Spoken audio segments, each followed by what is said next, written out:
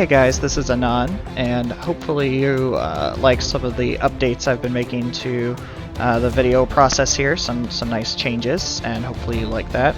I've been working for a while to put together a video of this much maligned American T110E4.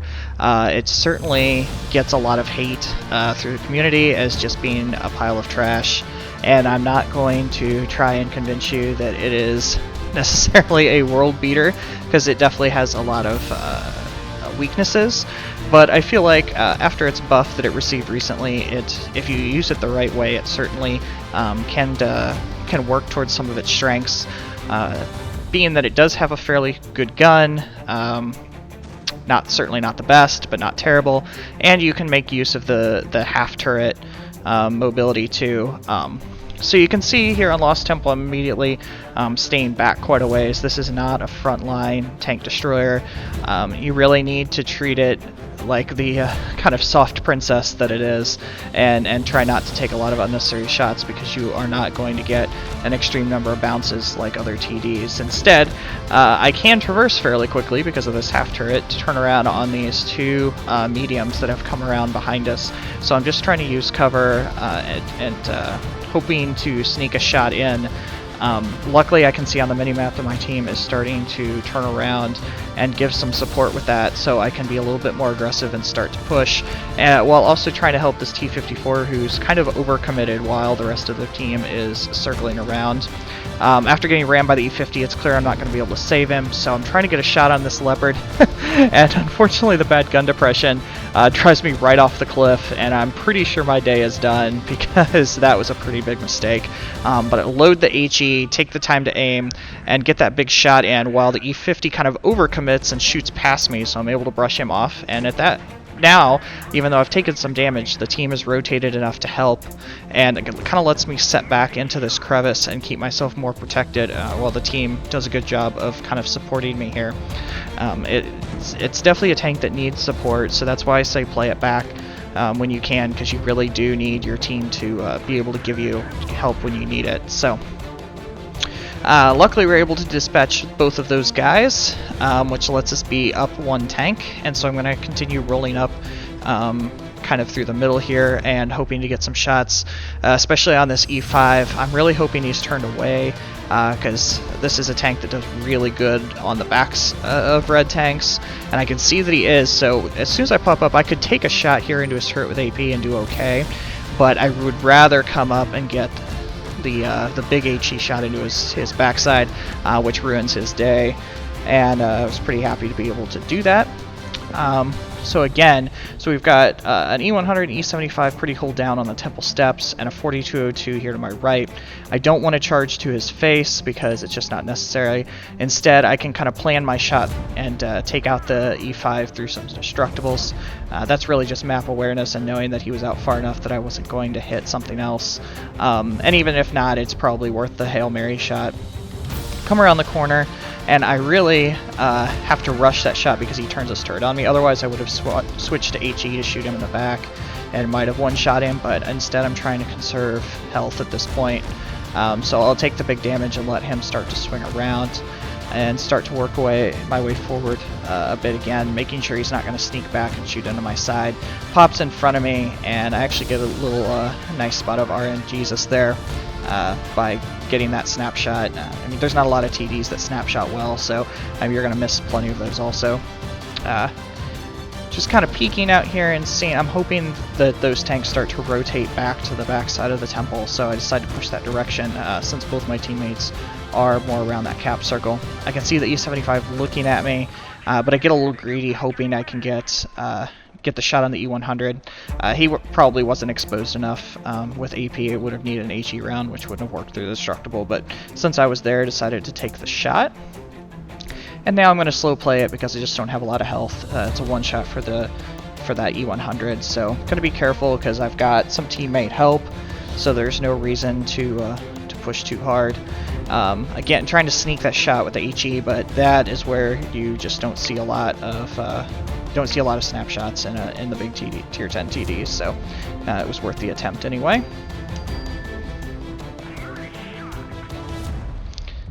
get the 1 round in the E75 while the team helps out the E100. And just kind of taking my time. I know I'm going to take a shot here when I peek out, but I'm going for the kill, so it doesn't really bother me too much because he wasn't going to be able to kill me in one shot. So, like I said, plenty of weaknesses on this tank, but you know, starting to show how you can maneuver it around a little bit. I had a really good run in it after the update, so I pulled a couple more games just to kind of take a look, a couple of back-to-back games actually, so we can get a little more feel for it. Okay, switching now over to Desert Sands. Have the team starting to yell to go out to Desert, which I'm pretty much always in favor of, unless you just have a good team makeup that's going to be able to side scrape well and use those advantages, which the E4 is not good at. I mean, you will you'll catch a theme for these 3 videos, talking a lot about what the E4 does not do well, and I mean, let's be honest, that's the way a lot of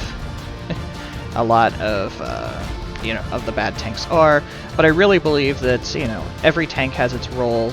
You just have to learn to use it the right way. It doesn't mean it's something that you want to pull out of the garage every single time, but there's no reason that you still can't have fun with it. So their heavies start to poke up through the middle, so I get a nice shot into that IS-7, which also backs him up a little bit, which is always something that's nice to have. Just kind of keeping an eye on now because their team is really spread out. I mean, it's not that we're super together, but they have fanned out across a large swath of the map. So I'm just trying to be careful and not overexpose.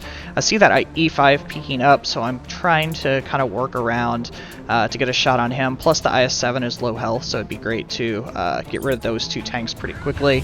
And I'm able to get the nice shot into the E5 and also start trying to get the team to see how exposed he is, so the 268 turns with me, and we're able to. I was trying to get a track shot in or a fire, but it didn't happen. But still, he's nice and exposed, so we're able to get rid of him, and luckily save the IS-8 at the same time. Now I see the IS-7, and I'd still really like to get rid of him, so I try to get the HE shot into his hull or his turret, but unfortunately miss.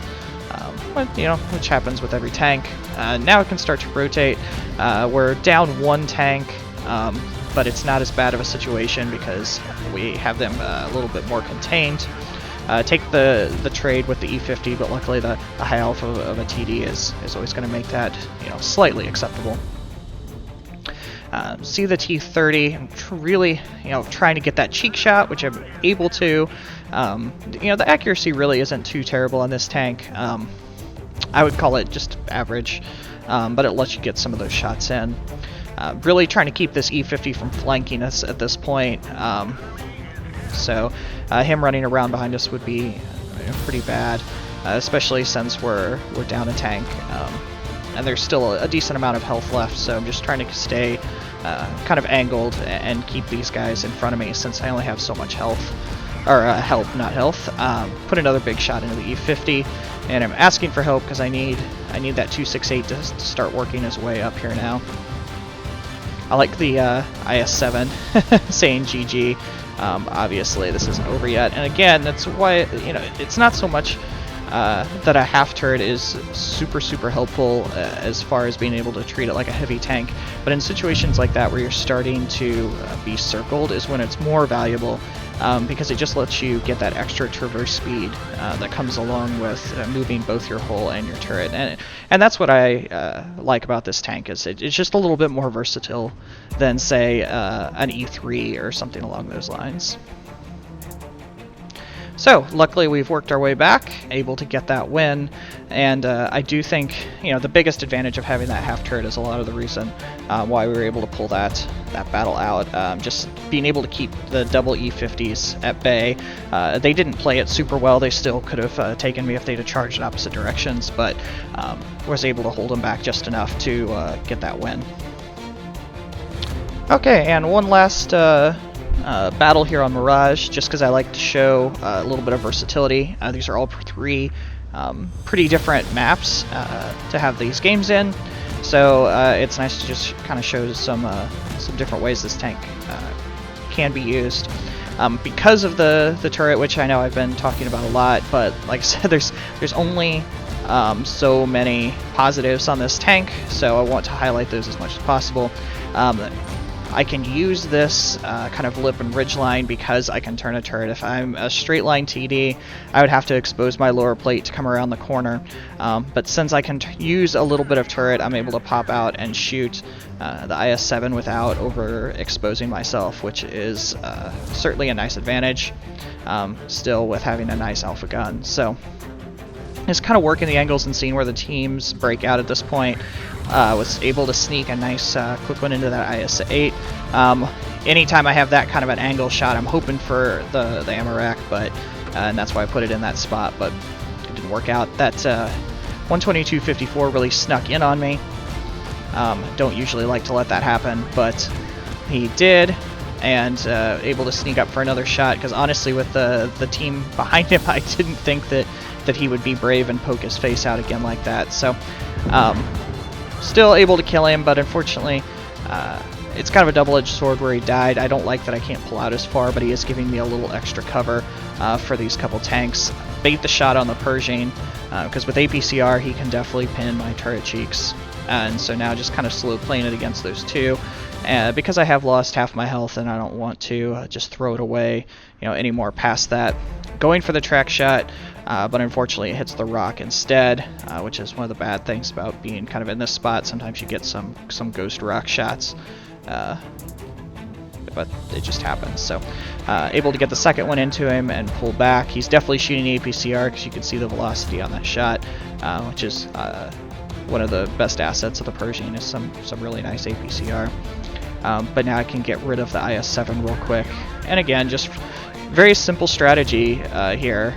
You kind of play this tank with kid gloves, where I'm just shooting and rolling back into cover, shooting and rolling back into cover. Are there other tanks that can do this better? Yeah, absolutely. But it's one of the 10s in the garage, and I'm more focused on playing it and playing it well than necessarily shelving it forever. It's not as bad as a mouse, that's for sure. Okay, so still just kind of, playing it slow, letting the team do its job and reloading. Pretty easy to just kind of rack up damage here if they're going to keep forgetting that you're up here. That's one of the nice things, I guess, is that the E4 tends to be overlooked because people just don't consider it a big threat, but if it's still a tier 10 tank destroyer, so if you ignore it, it's certainly going to hurt you. Down to 3 tanks. We know exactly where the 44 is because he hasn't moved the entire battle.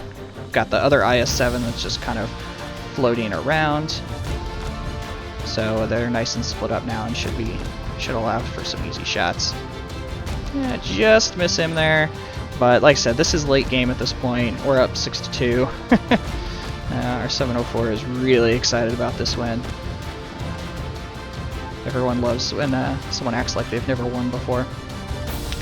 So, like I said, not trying to convince anybody that this is everyone's god tank, but I think that you can see it can do a good job as long as you handle it the right way, and it's something that can still be fun to have in the garage, just maybe not a daily player. So, thanks a lot, and I've got plenty more coming.